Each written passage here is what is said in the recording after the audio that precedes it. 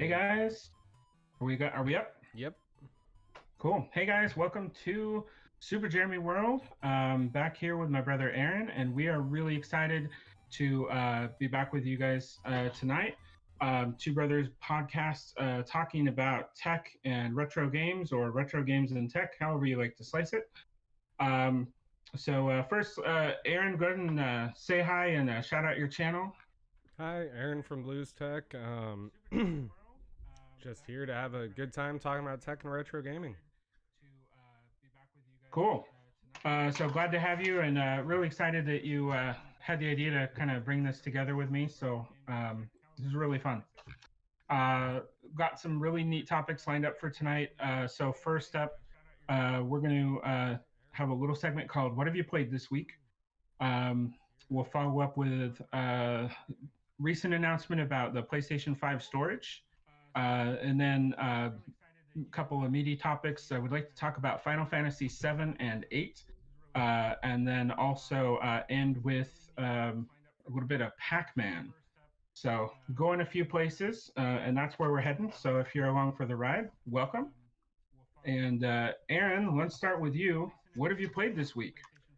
Okay, so this week, I've been taking it pretty easy because I've been pretty busy. But I've played Sniper Elite V3, which is one of my favorite games. It's a stealth warfare game where you're a sniper. Um, and I played some Dota and some Dota Underlords because I've been playing Dota for 14 years, or no, 15 years now. So always playing that game. But other than that, I haven't played a whole lot. Okay, just starting to age yourself a little bit with how many years you've been playing games. But I've got some pickups that I'm going to share in a later segment that will age me a little bit more. Um, what I played this week. So if you've been following the channel, you've seen some of the gameplay videos. You know that I've got subscriptions to Retro Game Treasure and Video Games Monthly, and so I've been slowly getting to those games. And played through this week. I played through and already posted the ones from Retro Game Treasure. So got a few from NES. So I did like WrestleMania, the Infiltrator for NES, Nintendo World Cup. Highly recommend this one, especially if you liked Super Dodgeball on the NES. This plays in a very similar manner, and I got the hang of it the second time around. I remember Super Dodgeball. I remember Yeah, Super playing that. Dodgeball. I still have that. Still love it. It's a lot of fun. Another one we did was Sonic Spinball this week, and so it's just kind of a cool like pinball machine game where Sonic is the pinball, which is pretty cool.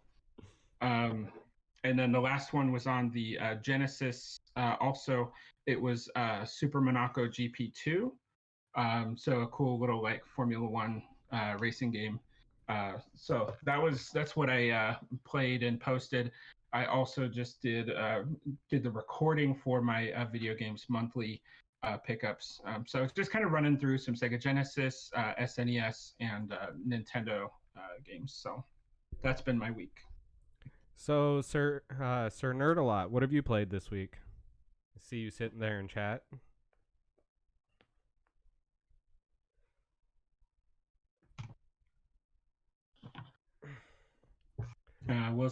While he's getting on there, I will share a few of the ones that I picked up. If you haven't seen the video from um, my Video Games Monthly pickup, I have Pac-Man 2 for the Super Nintendo. It's not like the arcade game, in case you were wondering. It's very different. A little bit of a puzzler. Your main control in there is a slingshot. So that was an interesting one today. Played Lion King for Genesis, and then on NES I had Top Gun, Fester's Quest, and Double Dragon, the original. Okay, and it looks like Sir Nerdalot's been playing Red Dead Redemption 2 challenges. Yeah. And Red Dead Redemption 2 is a game that I own but have yet to play. It's just another one of those that hit my backlog like instantly. I really want to get to it. Yeah, I never really got into the Red Dead series. I've always been I guess when Red Dead came out I was more hardcore. The first Red Dead I was more hardcore into the Call of Duty area of games. Yeah, I was there. I was there with you. Definitely like been a big Call of Duty fan for a long time. But I'd also been looking for a good Western game, like cowboy game, forever prior to that point. And I remember like I think it was Call of Juarez came out, and I can't remember if it was original Xbox or um, or if it was on 360 that came out. And I was really excited for it, and then it was kind of a letdown when I actually played it. Hmm. So when Red Dead Redemption came out, I was all over that and just loved it. It was amazing. Just the level of detail that they put into that game is just beautiful, and gameplay was great too. Did you say Call of Juarez for the first game?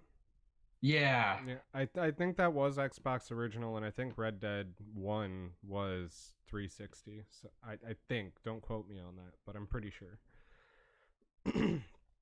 So there would have been Oh, a great graphical difference there. yeah. Yeah. No kidding. And Sir Nerdabot also posted he played a little bit of Final Fantasy VII on Switch. That doesn't count, sir nerd a lot. You got to play the original. Yeah, we'll get into what counts later. So cool. I'd like to catch up on that now. Let's jump into. I think Aaron, you had the news on the PlayStation 5 storage. So why don't you go ahead and lead on that? Yeah, so with the PlayStation 5, Tim Sweeney put out a statement, and Tim Sweeney is the CEO of Epic Games, that the storage architecture on the PS5 is so far ahead of anything you can buy on PC for any amount of money. And its rated speed is going to be 5.5 gigabytes per second. Um, as a PC enthusiast, I was pretty triggered, we'll say, when that comment came out, because like up on screen right now, we've got Gigabytes Oros Gen 4 SSD, and it is touted at 15, I believe it's 15 gigabytes per second, which is 3 times the speed that the PS5 is advertising. So, and I mean, this is just one of the options out there. Samsung's coming. This is a multi-thousand dollar SSD, but Samsung's actually coming out with a mainstream one Q3 this year that is going to be a couple $100 for a 2 terabyte SSD that does 7 gigs a second, which is 1.5 times faster than the Sony PlayStation 5 SSD. Hey, just want to give a quick shout out to Ratboy Collectibles. Hopped on the stream. I was actually just in a collab video with him and his buddies a couple days ago. So welcome. Yes. Uh, yeah, so that it sounds like you'd like to dispute PlayStation's claim about their fantastic storage. Well, to PlayStation or to Sony's credit, it wasn't actually Sony that said it. It was Tim Sweeney, CEO of Epic Games. So he Okay. works with PlayStation a lot, obviously, and he's had access to the hardware already from a game development standpoint, and he said it was so far ahead of any PC thing that you can buy for any amount of money, and that just blew me away. So yeah, I would absolutely like to dispute that. Um, my SSD, which is last generation technically, in my computer, runs at 4.5 gigabytes a second, which is 1 gigabyte per second slower than the one in the PS5. So, like, calm down there, Tim Sweeney. PCs will always win. You can't fight the PC market when you're a console. not Yeah, when it not when you put it'll the beat mine. no price on there. Yeah, if you want to clock mine sometime, I'd be interested how many megabytes a second it's moving. I have my laptop from 2008 still. Ooh, I would guess that's in the realm of 15 to 35 megabytes a second. Would be Cool. my Well, guess. so far it's getting the job done. I will say it was top of the line for 2008. It has HDMI out. It's got a Blu-ray player. Just pretty sweet setup. Again for 2008. Jeremy, you have to remember, that's the year I graduated high school. It's Wow. yeah. It's been a minute. I forget just how young you are. What? Okay. Are we separated by 8 years? 8 years. 8 years? Yeah, because it was But 4 and still, 4, right? Yeah. Okay. So yeah, now the thing I haven't followed the PlayStation news, just to be honest. I'm not super excited about the next gen consoles as a whole. I've been a really faithful Xbox buyer since the original Xbox 360, then the 360, then the One. I even bought the 360 Slim in the middle there. Um, but I'm just not that excited. I feel like the gains that you get with each new generation have been fairly like incremental, especially the last couple. Like I felt like from the original Xbox to 360 was a big jump, and then to the Xbox One, not as big of a jump. I agree with that.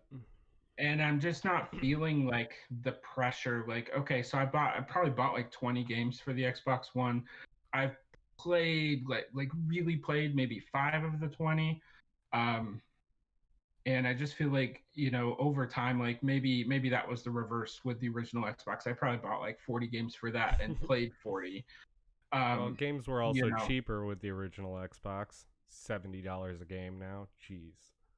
Yeah. So anyway, not to get a huge on that, but it's also interesting, like the way the different brands are marketing themselves this year. So you have like PlayStation 5. So our big recent announcement, like, has this literally been like the storage?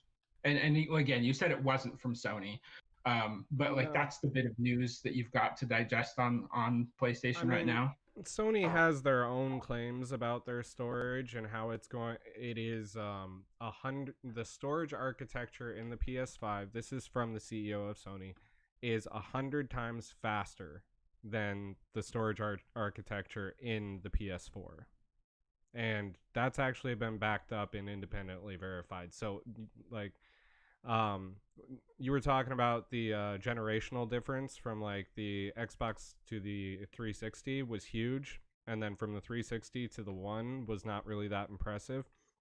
Mm-hmm. This year, or well, yeah, I guess this year, this jump is actually going to be phenomenally different than than the Xbox One was.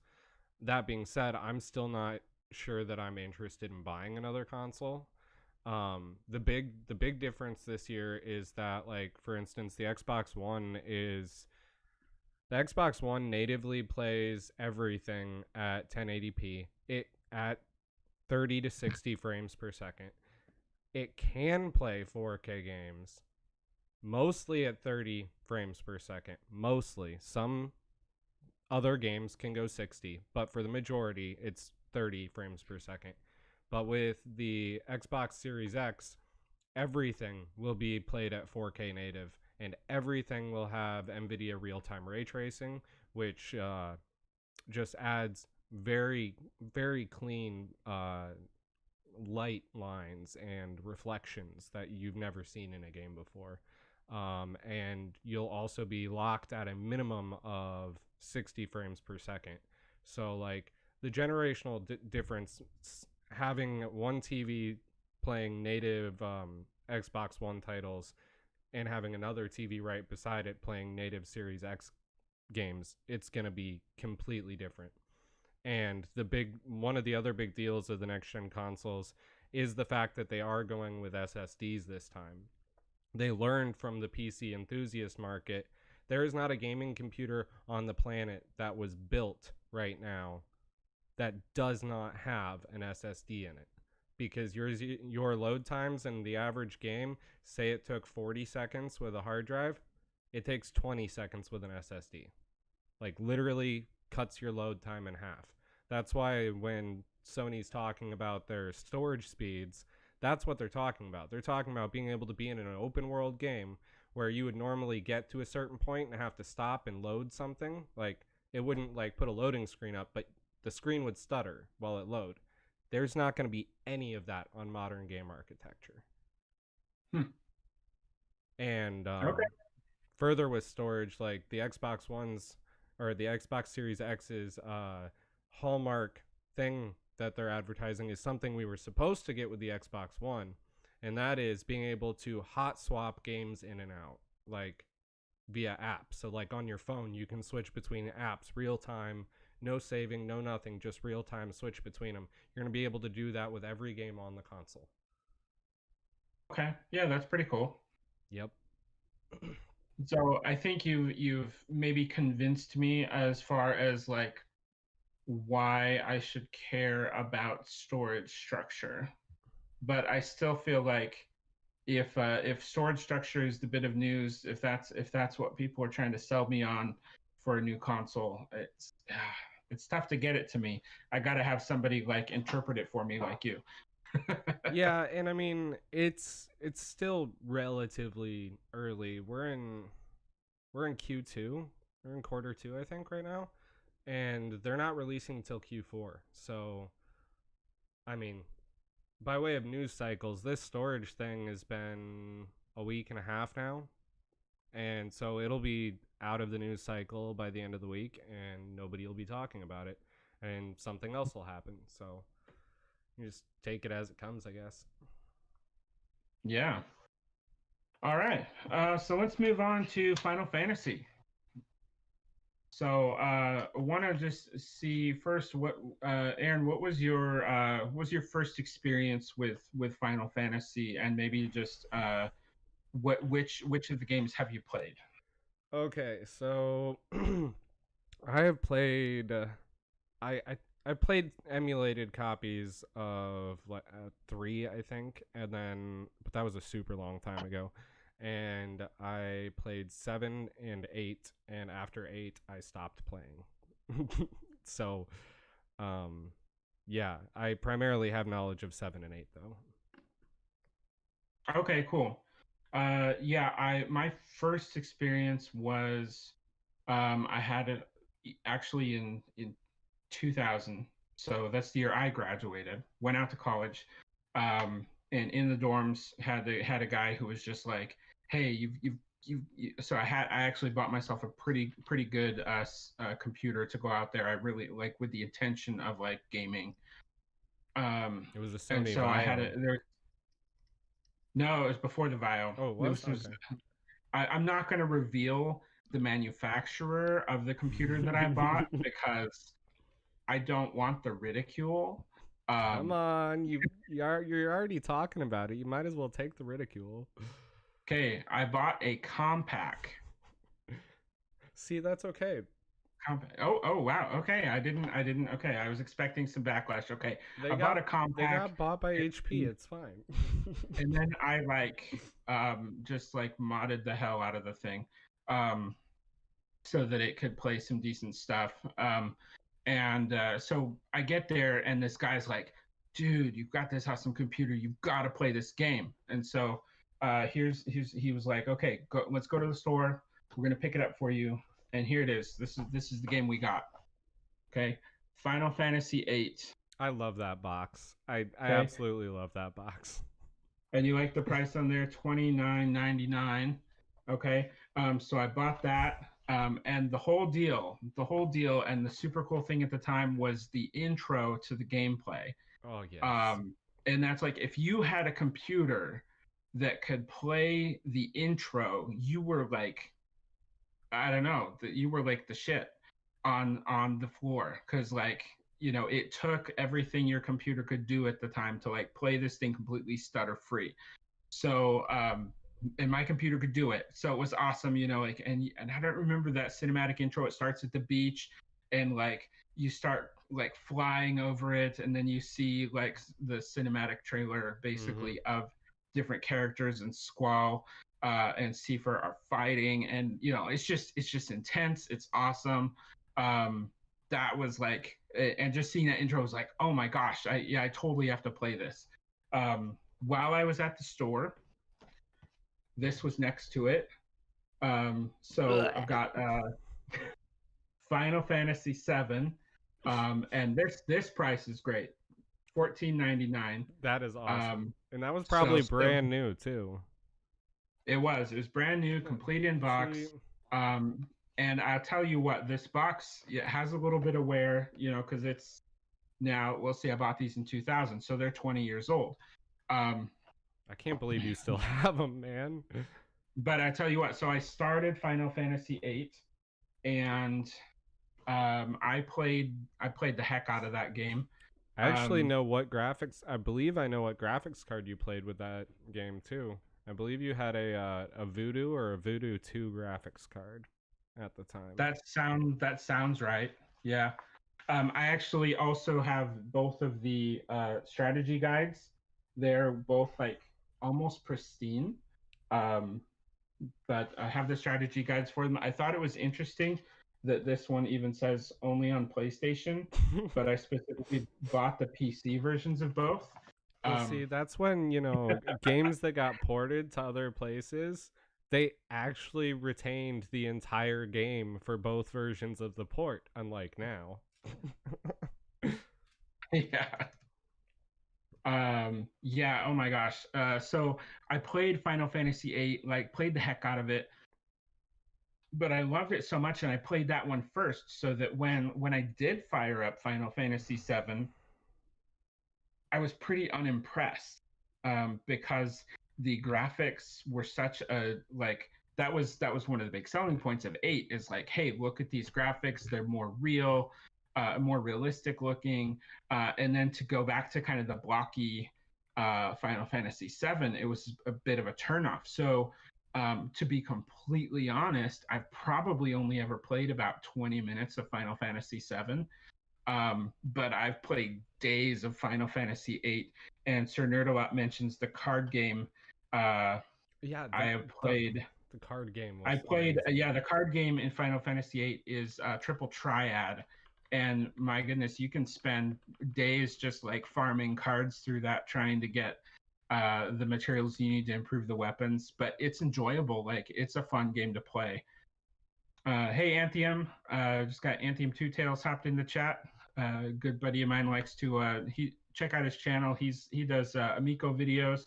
I should shout out Ratboy Collectibles too. I know I shouted him out, but I forgot to send you to his channel. Ratboy Collectibles. I caught up with him on him doing video game unboxings too. So And just so everybody knows, in the screen right now, there's a visual comparison between Final Fantasy VII and Final Fantasy VIII.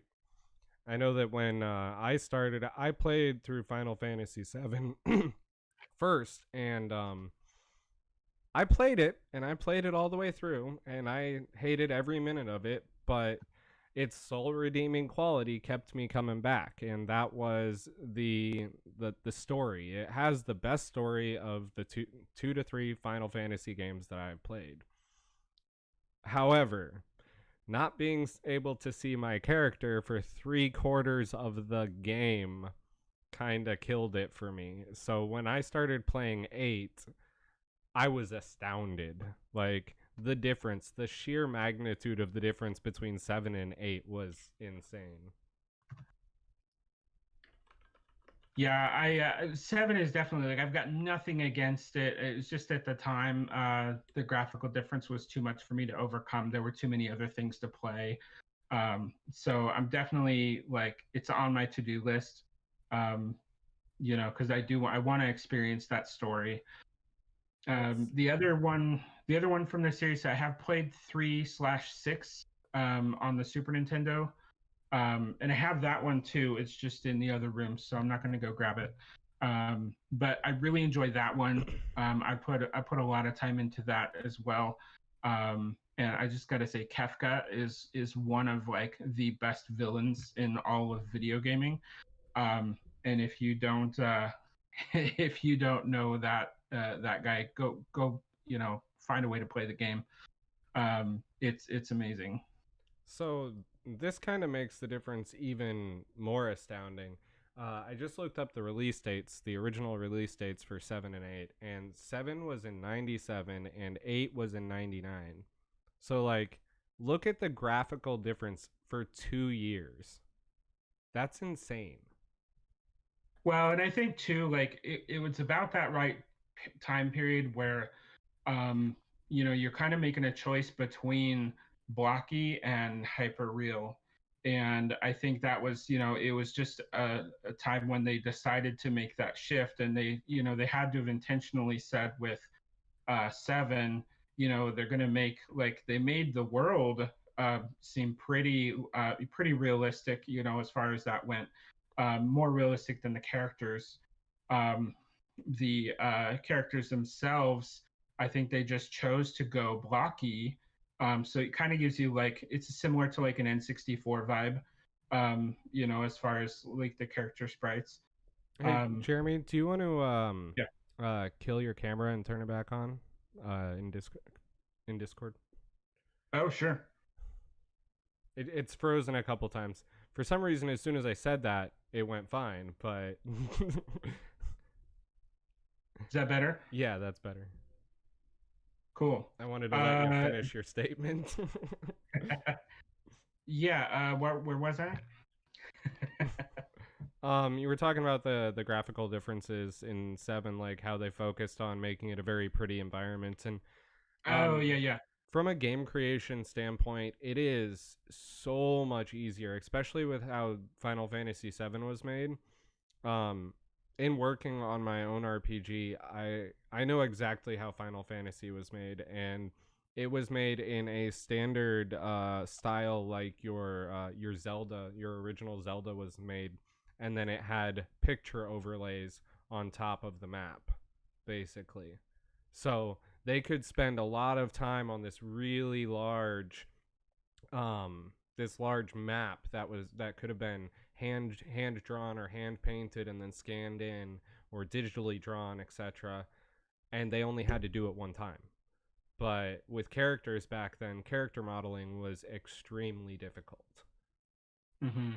So Yeah, and I think in 8, by the time 8 came around, they were doing really great things with the like in-game cinematics. Like those were mm-hmm. incredible.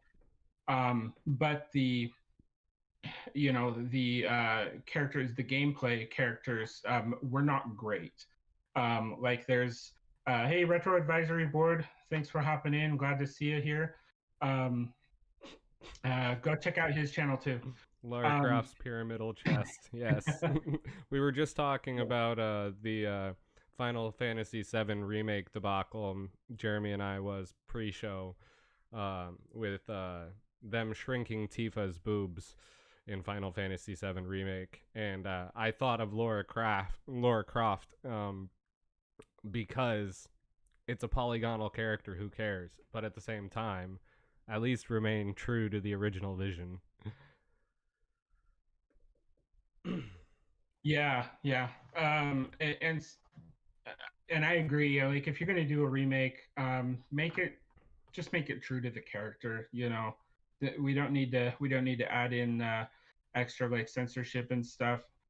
Um, just keep it true to the game that came out. Um, but back on what I was saying with 8, the graphics, the gameplay characters were not great. There's a meme that goes around where there's a point where Squall and Renoa are like at a ball, and she says, "You're the best looking guy here," and so they show like they show this close up of his face, and it's all pixelated and like just completely like distorted. And it's true. I mean, that's what it looked like back then. So like it wasn't, it was great for the time, but it has not aged very well.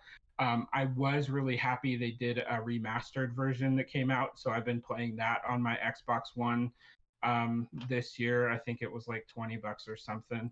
And that's been really neat to be able to go back and play that game kind of with that fresh coat of paint. Um, that's been really cool.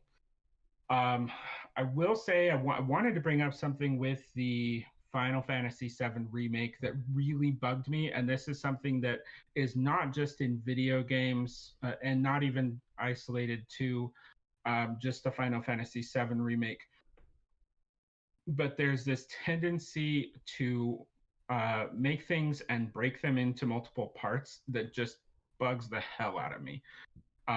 So you take like everybody's like, "Hey, Final Fantasy VII remake," and it's like, "Yes, this is amazing." And then people play it, and it's like, "Hey, this like stops partway through. What's going on? Like, where's the rest of the game?" And I would be less upset if they had marketed it as Final Fantasy VII Remake Part One, and Right. just make sure everybody knows ahead of time that that's what's going on. But I really dislike this kind of thing. Like Harry Potter and the Deathly Hallows movie, they decided to split it into two. The Hobbit, they split into three, and they're just like milking it, is what it feels like. I'm like, I don't. I I know mean, they've added more things into Final Fantasy VII.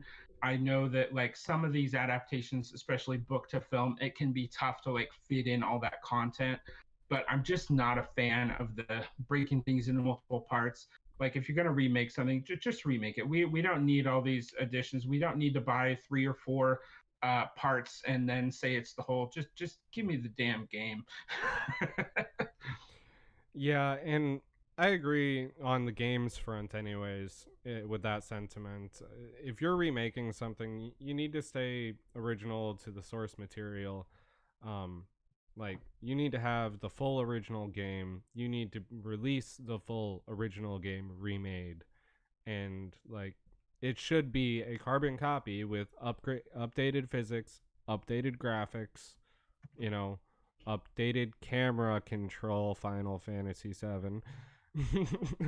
um Yeah. but I mean, with movies I think it's a little bit different cuz like I understand with like The Hobbit. Like The Hobbit was an extremely good book, and they probably could have done it in two movies. Um One movie I think was absolutely out of the question. There was just too much, and they would have gotten so much flame for doing it in one movie, because there's so much in the book. But definitely with video games, you definitely have to be. If you're remaking a game, you need to be 100% with the source material. Yeah. So as we kind of wrap up discussion on Final Fantasy, it's a series that we both really enjoy. What is it about Final Fantasy games that you think like what is it that pulls people in and like just makes you want to keep playing? Because like the games are built to play for like forever, right?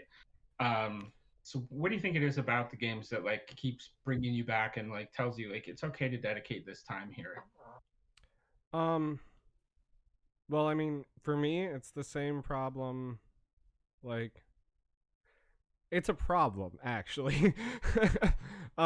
For me, it's the idea of a different reality, and I mean, for most games, that is for me, which is why I play RPGs and I play MMORPGs and stuff, is because it's a complete different world, different rules. I can do exactly what I want. I can do it how I want. It's a completely different life, and the philosophical side of me sees the very bad repercussions of that down the road for society.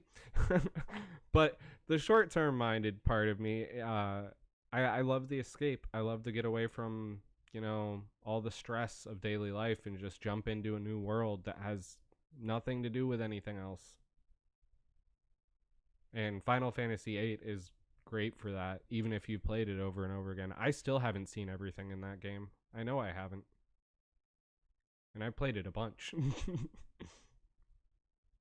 Yeah, and it's something that just kind of sticks with me because again, I've had a lot of games. I still have a lot of games. I have a lot of systems.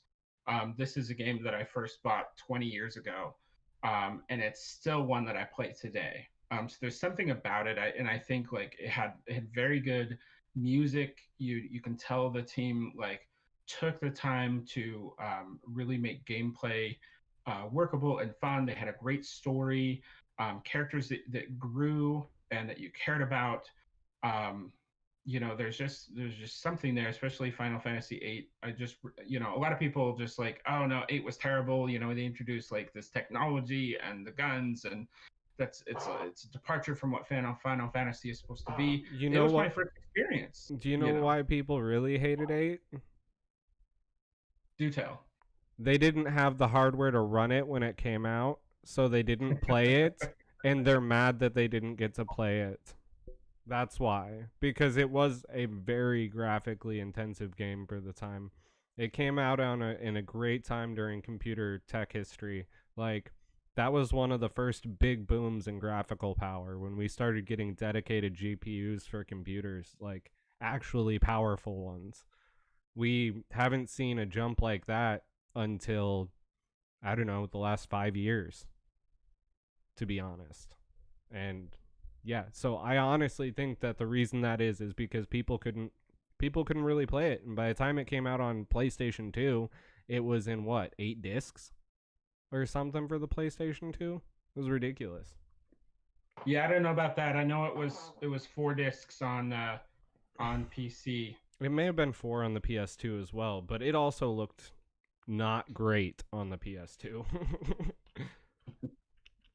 Yeah, now I will say I do think so. I mentioned the music, and I think that the music is something that really has been a strong point through at least the 3 Final Fantasy games that I played, 3/6, 7, and 8.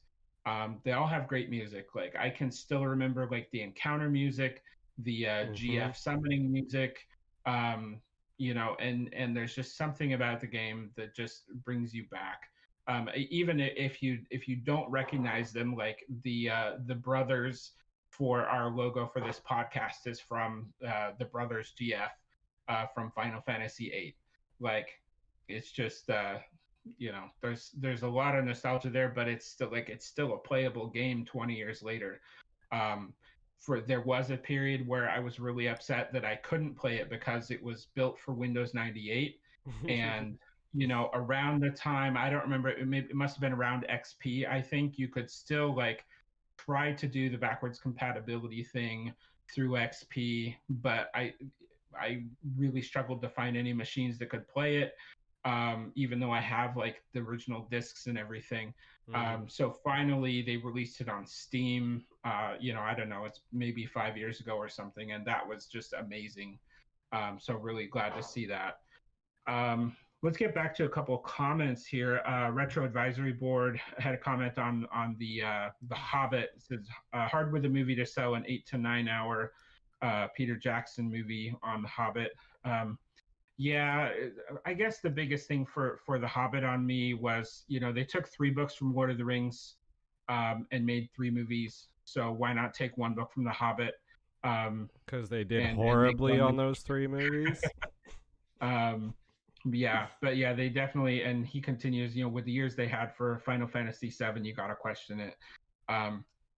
Again, I just don't know why they couldn't, just put in either just remake the thing, remaster it, whatever you want to call it, or B, just advertise ahead of time. Hey, we're gonna remake it, but we're gonna remake it in parts. So part 1's gonna drop this year. Part 2, who knows?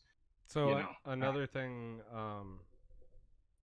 in relation to that comment is, yeah, they had years for Final Fantasy VII, but you also have to remember this is not the first remake of Final Fantasy VII. It was remade on PlayStation 3, I believe. So this isn't the first one, and the other one was bad. It was honestly probably worse than the original game from the footage I've seen of it. I don't know if they actually ever ended up releasing it, but I know that they did work on it for a very long time. The original remake, not the newest remake. Okay. RAB just posted, and funny, RAB, I'll call you that, but in my mind, I think of RAB, I always go back, Harry Potter fan, I'm thinking of Regulus Black. So it's just funny. Also 7 was so massively sold. Most players were new to Final Fantasy, and 8 was such a big departure for an audience that really didn't know that these titles were increasingly independent of each other. And that is a really good point. You have a lot of new people come in for 7. Finally, like getting this really broad exposure to the platform, to the game, to the franchise. And then 8 was very different from 7. So that's a really good point. Um, and I'd say 6 to 7 was a big jump too. But again, when you draw in a big group, they're going to want something similar to what they played before, and I think that's why you see, like, I don't know, I've tried to jump back into Final Fantasy after 8, and I feel like most of the games in the teens, 10, I don't know, 10 to 15, whatever number they're on now, they've all kind of felt the same. And maybe they're, I haven't found another one that's really drawn me in as much as this. If there is an awesome Final Fantasy game in these, after number 8, please drop that in the comments. Let me know. But I've just felt like the ones that I've tried to dabble into just kind of feel like cookie cutters, and just haven't gotten back to that amazing experience that I had in some of these earlier games. Yeah, I think that the last time I tried to play a newer Final Fantasy game would have been on the 360, and when I started playing it, I don't even remember which one it was, but all I could think was, why is this made for children? Why does this feel like Kingdom Hearts? That's literally all I could think the whole time. And that's not Final Fantasy. Final Fantasy was an adult game with adult concepts, like things. It had cerebral plots that made you think. It was an adult game. So I didn't like that direction, and honestly, I haven't given the Final Fantasy franchise a second thought since, other than playing 7 and 8. Yeah. Well, So, you can see my channel is about retro anyway, so I'm in a good spot talking about 7 and 8.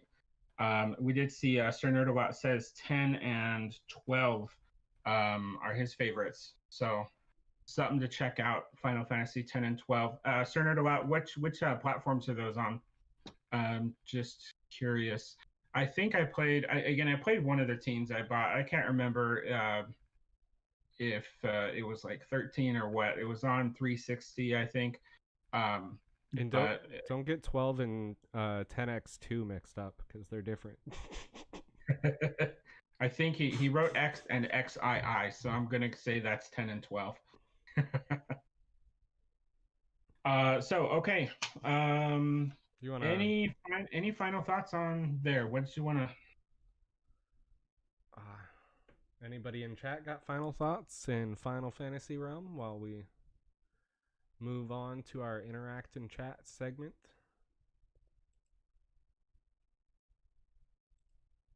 All right, yeah. Let's jump. So we always do a quiz question. Last week it was, what's the first game that comes to mind for a whole bunch of different consoles, and we just kind of did rapid fire answer.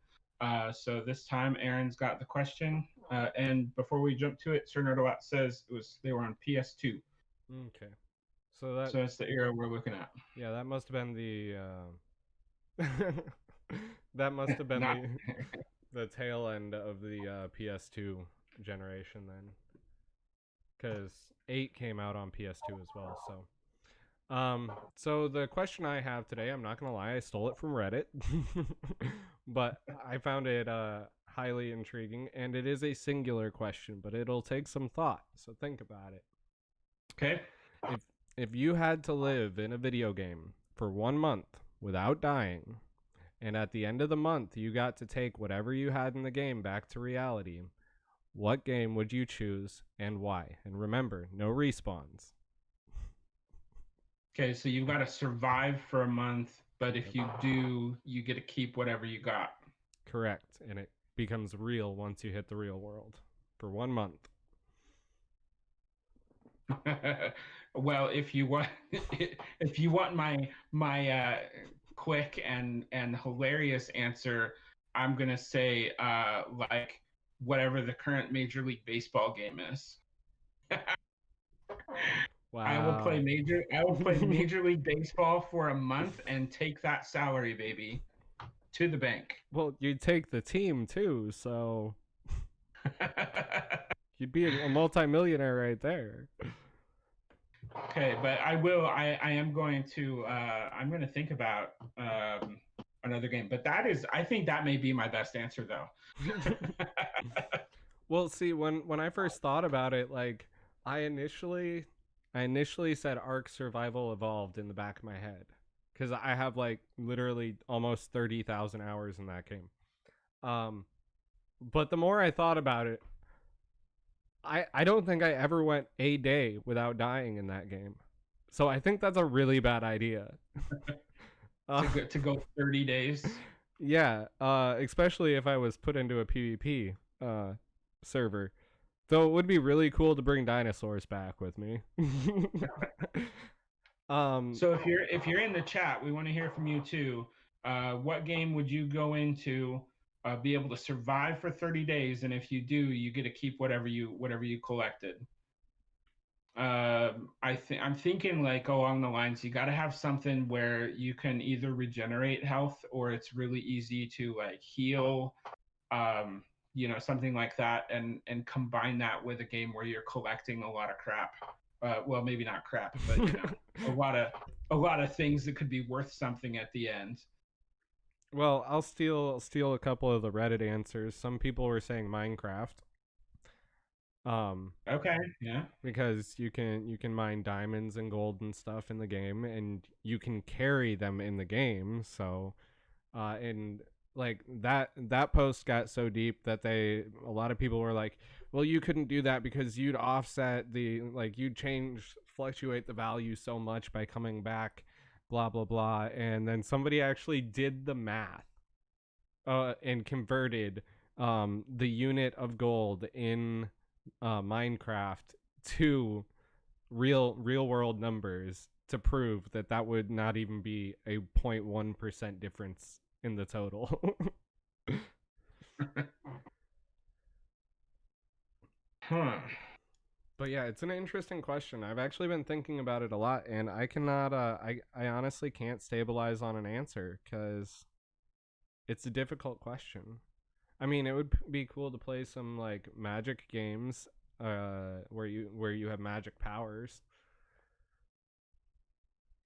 Yeah. Yeah, let's see.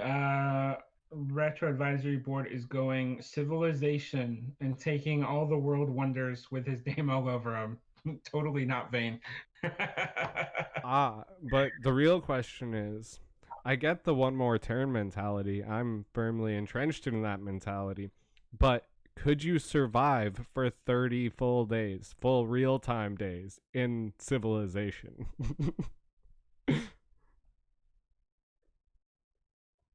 Because that, Huh. I don't know about that. Civ can be pretty difficult sometimes.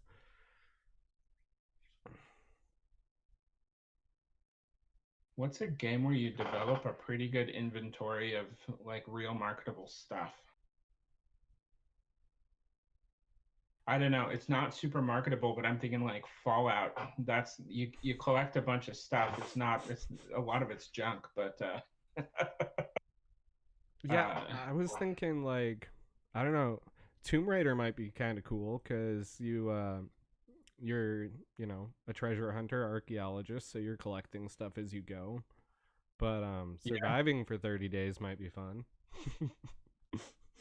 true. And I was thinking like original Legend of Zelda, but like the most you get to leave is like you got a bow and arrow, a boomerang, and like 255 rupees. So how much are rupees worth in the real world? I'm not sure. Hey, you should remember this game, Mech Assault. I remember a cartoon based on the mech battles. Could go and play Mech Assault, the original Mech Assault, for 30 days and come back with a giant power mech. Could you survive in that for 30 days? I'm not sure, but I'm sure the U.S. military would pay handsomely for it. All Just saying. right. You know what? I don't think I've come up with a better one than playing Major League Baseball. I think it's the highest paying sport with the lowest risk of injury. I'll do that 30 days and bring my millions out. Yeah, I honestly don't know. All the games I play are shooters nowadays. Like, I wouldn't want to be in one of them for 30 days. I don't want to be in Call of Duty like Black Ops territory for 30 days. No thanks. I'm good. Yeah, get yourself a ghillie suit and lay low for just kind of lay low in the grass forever. Yeah, but it's Uh, 30 days. Is that one sniper rifle really worth it? Okay, Retro Advisory Board says, ooh, and a blue candle. You know what? Actually, if it were the red candle, that would be worth it. Because as we all know, you can only use the blue candle once per screen, and that would be pretty ridiculous. But um, if you got the red candle, that'd be worth it, I think. But just don't die. Sir Nerdalot says, fall out and bring back some power armor. Now that's a pretty cool move. I like that. Okay, so I actually have it. I have what I would do, and this is only because I know that I wouldn't die. Because I've played it on the hardest difficulty level, and I've played it for weeks on end, and that is Arcanum. It's an RPG. It's very Diablo-like, and it has probably the best magic system from that era. But it's also got steampunk stuff too. So you could do a lot of steampunk stuff, and you could bring back gold, and you could bring back magic powers. And you have a revival spell. It's not a respawn if it's a revival. Hold up, you get to bring your powers back? Yeah, absolutely. That's part of it. Oh. I mean, they're with you, aren't easy. you? Oh. Yeah. Okay, hold up. I'm going to Knights of the Old Republic. Oh, Lord. I forgot. I'm bringing back Jedi powers and a freaking lightsaber. And the Ebon Hawk, right? Yeah, I can survive all day in that. I'm good. And what was his name? Meatbags. What's his name? HK-47. Yeah, HK-47. Got to bring him back too. He counts. I'd give you my house if I could have HK-47. I loved him. Yeah, you know what? I really hope. There's been so many, like, seems like every day you turn around, there's some new thing announced for Disney Plus. I think so I know they have like the what is it? The High Republic that they announced. Mm-hmm. I believe I heard an announcement for the Old Republic. Was it movies? Or was it a series? I can't remember, but I really hope that if they do anything Old Republic, that they bring HK-47. I don't see how you leave him out. And especially in the Disney era, they've been like really fond of having a snarky droid. Mm-hmm. So HK-47 like perfectly fits their mold. So I hope that they like they bring him up. My only concession to if they do Old Republic, and I'm all for it. Don't get me wrong. But there's one requirement. It is made for adults, not kids. That's my one requirement. Well, I think you've seen Disney's not afraid to go there. I don't know that they'd go rated R, but they've produced more PG-13 Star Wars than Lucasfilm ever did on its own. Yeah, and I'm not saying go rated R necessarily, but like don't make it kiddie. We don't need comic relief. We don't need you to lighten the mood. It's a dark setting, it's a dark mood, it's a dark topic. It's for adults. Like that's what I mean. Who ran around the house forever going, shut up. Mr. Jar Jar Binks. Shut up. You know how old I was? Come on. Everybody my age did that. I think I hate episode 1 because of what Jar Jar did to you. Well, you have to realize that episode 1 is probably the reason why I hate Star Wars. Oh man, well at least we can agree on something. Although I don't hate Star Wars, but I dislike Episode One. Although I dislike Episode Two even more. But that's conversation for another day. Um, okay, let's move. Let's see. So Sir Nerdowat said, "I think Rogue One is as dark as they'll go." Yeah, that one. That was an interesting one to take the kids to. Um, It it's was the really best one. war movie, um, and everybody dies, and that one that was pretty hardcore as far as Star Wars goes. And if it were Um, to stay at that level for you can do kids Star Wars and adult Star Wars at the same time. You just don't do them together. So like yeah, if they stayed with the Rogue One style for adults and then kept on making kids content or kids to teens content, I think that would be great. Because frankly, this is from somebody who is anti Star Wars, okay? Rogue One was the best Star Wars movie made to date after A New Hope, in my opinion. I'm a Star Trek fan. Live long and prosper. okay, Retro Advisory Board said so. No Padres and Cutesy Kid. Okay, I do like Anakin, and I will say like my favorite, and this should be in here. So we're talking retro gaming. Yeah. My favorite Star Wars. Okay, this I can't even. I don't know. Okay, my favorite racing game. It's not my favorite Star Wars game. It is my favorite racing game. Episode One Racer Pod uh, Racer. is Yep. is my favorite racing game ever. Any genre, any other racer, I don't care. Episode One Racer is my favorite. It just gave that like feel. So again, there are some things I really like about Episode One. I think if you remove Jar Jar, I feel great about Episode One overall. Still a little bit too much dialogue and not enough action, but again, I've actually done a series on this on another channel. So good luck finding it. Um, I don't know. but I guess I always just had the problem with Star Wars being a duality system. I'm not a fan of the whole good versus evil, light versus dark, yes versus no debate. I'm a fan of the what shade of gray is proper in your mind style of content, but that's just me.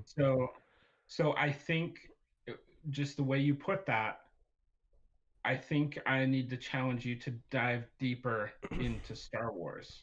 Oh no, Uh, and I know that Star Wars goes deeper than that.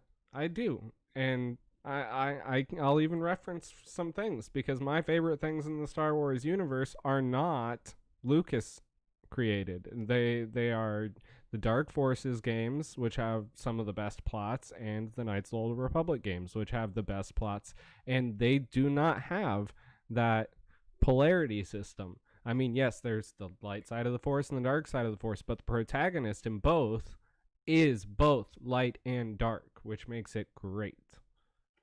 yeah, and I will add there's two characters in particular that you do. They're like a study in the the kind of gray that you're talking about. So Mm-hmm. in Nice Old Republic, you have Jolie Bindo, who I'm sure you're familiar with. You played Mm-hmm. that game a lot.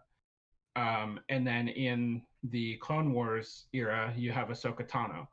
Um, and both are just great examples of kind of walking that line and like, you know, maybe having a better understanding than the Jedi or the Sith about what it means to truly like follow the Force and not be so concerned with the kind of political views that have been put on top of the Force Yeah, that you see with the Jedi and the Sith.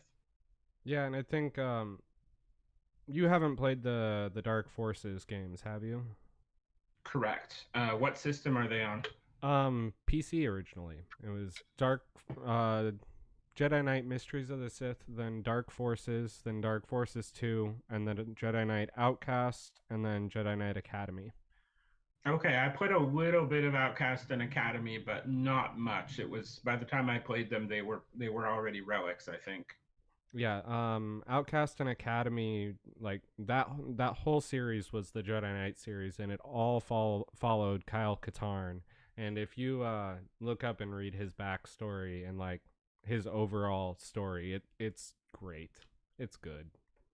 I know I've heard a lot of fans really like pushing for Disney or somebody to like uh, do something with the Kyle Katarn, like Mm-hmm. do a movie, do a series, something like that. Senator says Ezra also, and if you haven't, go watch Star Wars Rebels. It's such an incredible series. It's just amazing, and again, they're diving into that like uh, a lot of that question of what is the Force and what's your alignment to it, and what does it mean, to like be a Force wielder. Super cool. So we're at an hour. So appreciate everybody who hopped in the chat. I'm hoping that the chat saves this week. We had an issue last week where the only comments you can see are mine afterward, but I still appreciated the conversation. Glad you guys were here for this. If you have any thoughts or desires for future content for this, podcast, just feel free to pop that in the chat, or once it's saved, you can pop it in the comments there too. Um, but really glad to have you guys here. You make it great by interacting with us and giving us more to talk about.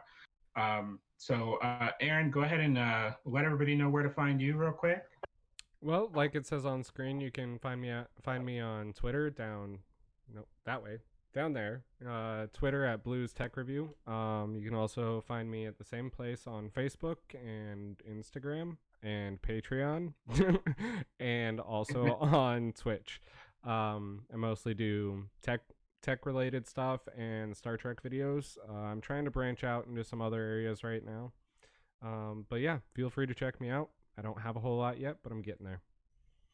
And do you have anything coming up this week that any videos you're making this week? Ooh, I'm gonna try to get a video out this week. It's really tough because we're starting to show the house with the realtor, so finding a time slot to be able to sit down and make a video is pretty hard. But yeah, I'm gonna try to start doing short snippet videos, like 1 to 2 minute tech related videos throughout the week. So yep. Cool. I look forward to that. Coming up for me this week, I think tomorrow I'm going to drop my gameplay video for my Video Games Monthly games. Again, that'll include the Pac-Man 2 on SNES, Lion King for Genesis, and then Top Gun Fester's Quest and Double Dragon for Nintendo. So that'll probably drop tomorrow. And then things are kind of wide open after that. I do have some new stuff coming in that I'll unbox, and have some upgrades to my setup here coming next week. So I'm excited for that. Anyway, thanks you guys for tuning in. As always, we'll see you back here next Tuesday night. And thanks for watching. See you next time. Have a good night.